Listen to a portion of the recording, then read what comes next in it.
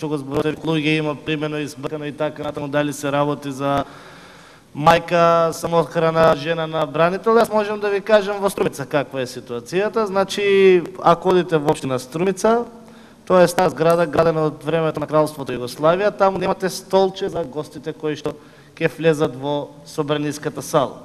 Значи, се е преблокирано. Исто така можам да ви кажам дека веднаш после изборите, една недела после изборите, бидејќи ваша партија во Струмица очекуваше победа од најмалку 8.000 гласови, меѓутоа една е домашниот тесап, друго е на пазарот, избркаа 40 луѓе од детските градинки и библиотеките во Струмица со изговор на луѓето дека тоа било поради инспекција од страна на трудовата инспекција. За да истите луѓе сега повторно ги примат на работа, ево кај господица Данка Иванова, нека одговори дали не е така. Значи, за тоа сакам да кажам да ситуацијата во Струмица ја знам многу добро, меѓутоа за Делчево конкретно не можам да кажам ништо. Имаме на работа, значи од 17 пожарникари сега во Струмица се веќе 50 и нешто. Во рок од 3 години и плюс уште 4 нови без оглас примени сега веднаш по изборите.